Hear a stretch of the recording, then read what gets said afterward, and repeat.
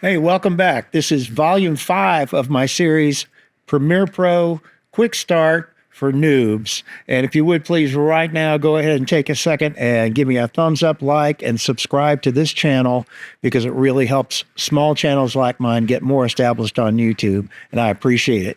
Anyway, this exercise today is all about adding stock footage or B-roll, whatever you want to call it, to your existing production. And of course, we're going to go right back to the timeline we created all the way back in volume 1 with me just rambling on. And last time we were together, we talked about adding a certain look to your video. And we did that by creating something in the Lumetri color panel here that we applied to an adjustment layer so that it would cover the entire production with the same look. And we got this nice little chocolatey brown look. And again, without it, just poke the eyeball out here. That's what it looked like before, and that's what it looks like after.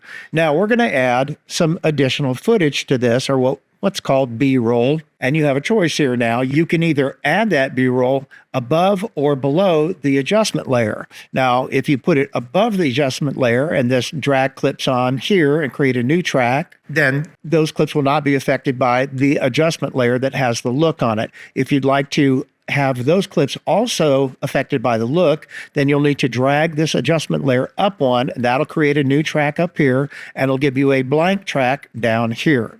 The new clips that you add on this track will be affected by the color grade that we put on the adjustment layer.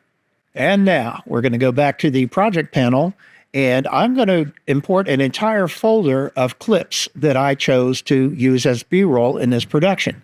Here's a tutorials directory I have on a separate hard drive, and I have this folder called clips. And inside this folder, I've selected these 6 clips to use as B-roll in this production. Well, I can drag this entire folder into the project and watch what happens. There it is. I can close this now. I can open this up, and there are my 6 clips. So now all that remains is for me to figure out where I want to put these clips in the production and just start dropping them in. Now, before we actually start dropping clips in, I'm going to lock up the other tracks for their own safety and protection. That is, we don't want to accidentally bump something over here while we're messing around with other clips. So we're going to lock the video track, lock the audio track, and lock the music track. We can lock the adjustment track too, but it's not really necessary. Now we have to decide where we're going to drop these clips in. It's easier when you can see the clips. If I double click on the folder here, it's going to open up the folder in its own window here, and it's automatically selected the icon view here. You can actually scrub these just by going back and forth. Isn't that cool? That is so cool. But the list view, if I click down here, this is what we saw in I went up here one. This is what we were seeing. But if we double click on this, and if we see the list view here, we can click the icon view down here. And there you go. And you can quickly just scrub through these. You see what they look like there. Okay. Anyway, that's going to help you out. We've got the tracks locked. We can see our clips. Now, all that remains for us to do is to drop these clips in places that make sense in our video. I know the first clip I want to put in is where I say I was a professional video editor for 25 years. Let's see where that is. Professional video. Are you kidding me? I found it right. I found it just by putting it right there. Let's see. 5 years. I'm going to stop right there. Now I'm going to create a range selection just to help me visualize where I want to put these clips in. I'm going to hit the I key right now. And that's going to set up this selection range here. And listen back to the clip now.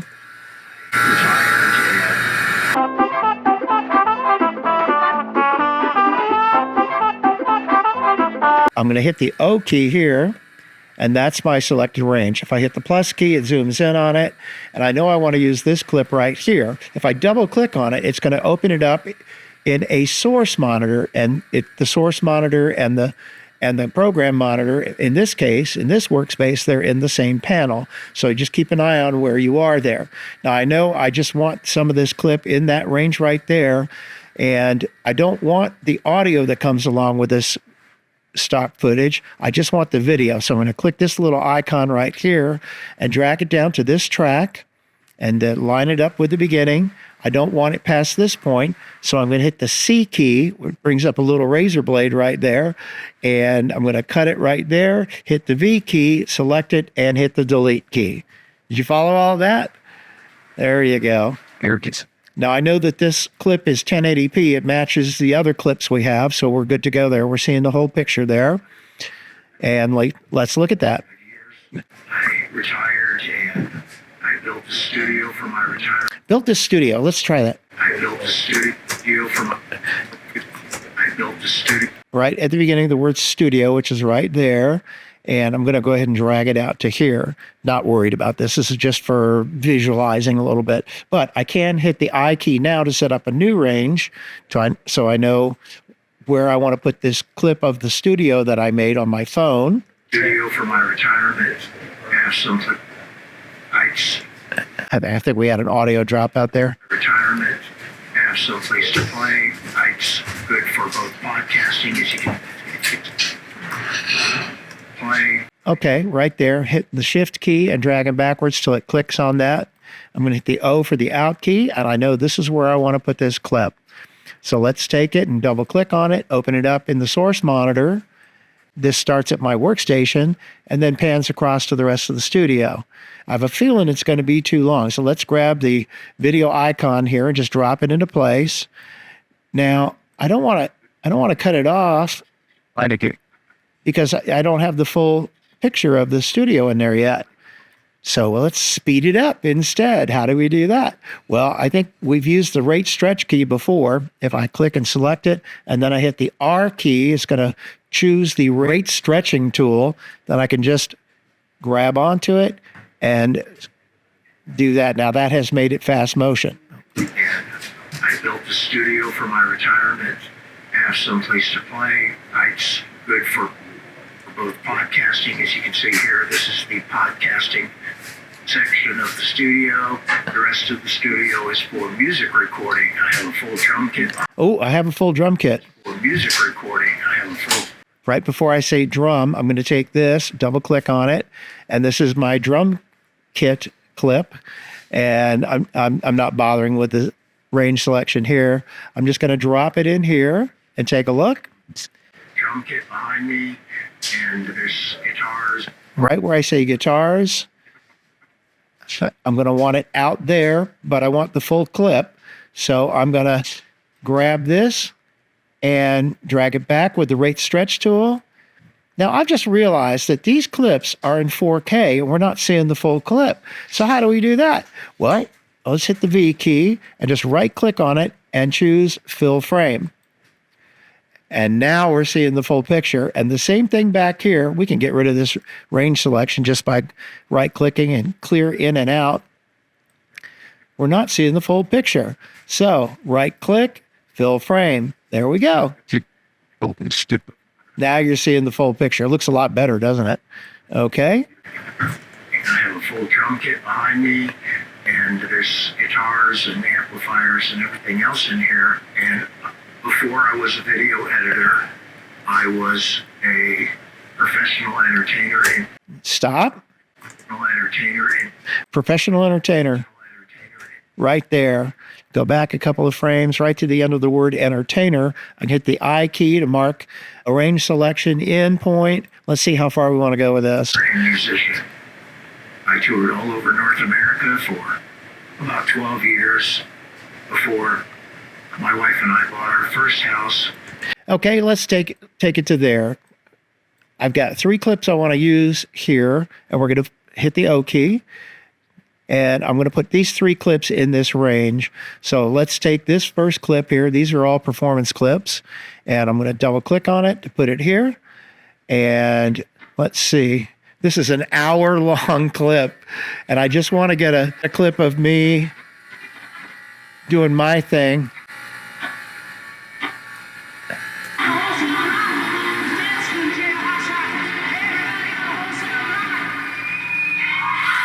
Okay, let's hit an endpoint there. Nah, let's wait for it. Was dancing to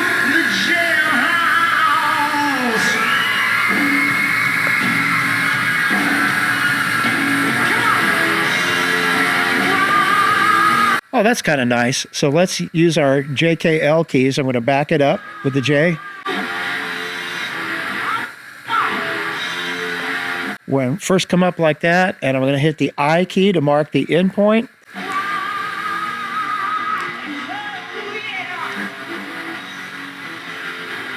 Okay, that's going to be way too much, but I'm going to go ahead and hit the O key and hit the little video icon here and drag it down into the track. And look, it's way too small because it's a very old video. So we can hit fill frame and boom, there it goes. Right. Let's see how long I want this to go on. It's going to, the voice, what I say here is going to dictate how far I want this to go. I'm going to cut it right there and just going to close it up to there. Let's move on to the next clip. And I already have a range selected here just to make things easier. So let's go ahead and drag this and drop it in. Oh, need to fill the frame. So we'll go right here, right click, fill frame, boom. My wife and I bought our first house. All right, now I have this other clip of me playing the drums, and I don't believe I have got an in-out point selected. This is kind of cool. A little blurry, but let's put the endpoint there. That's enough. Let's move it back to where, before it goes out of focus. Hit the out point. And then I'm going to take that and drag it in here. And it's almost long enough, but not quite. I'm dragging this playhead and hitting the shift key to get back to where the out point is. I'm just going to select the rate stretch tool, the letter R, the key R, and then just drag it out to there to make it fit to where I want it to go.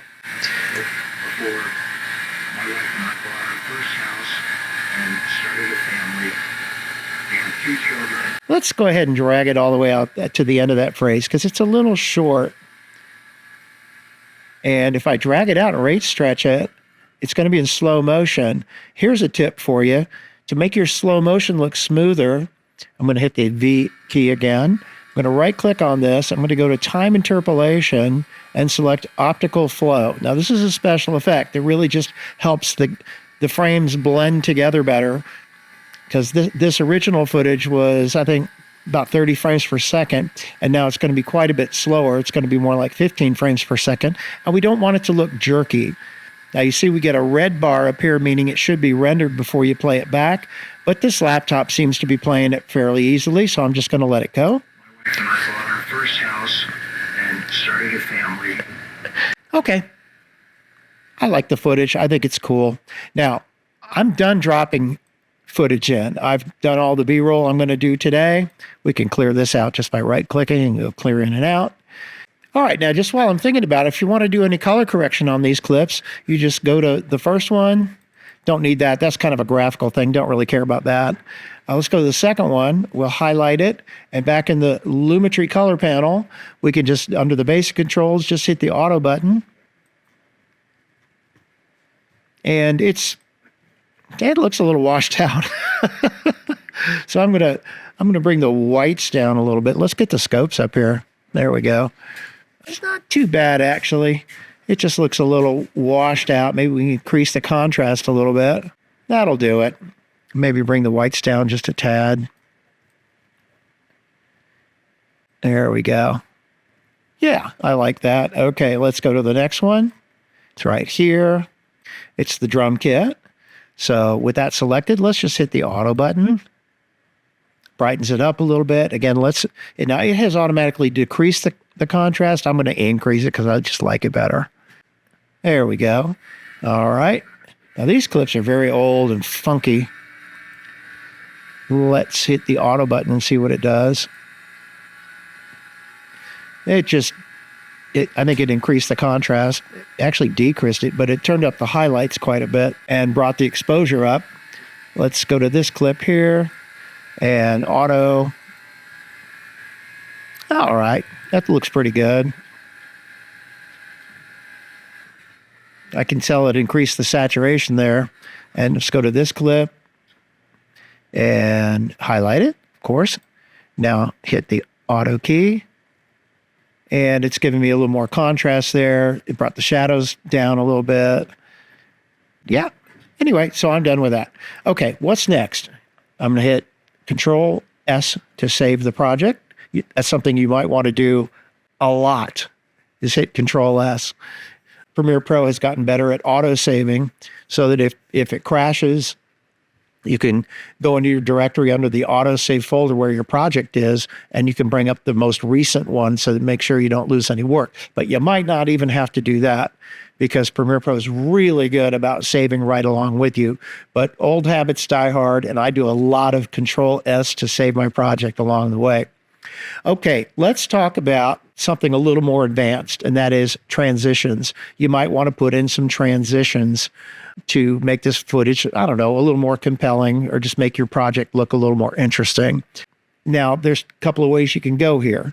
If you want to put in basic transitions, you're going to have to take these B-roll clips and merge them into your other video track on track 1 for the sake of making it faster and easier. But you have to be pretty confident about your track 1 first before you start doing that. I'm going to take all of these clips right here. I'm just holding the left mouse button and selecting them all.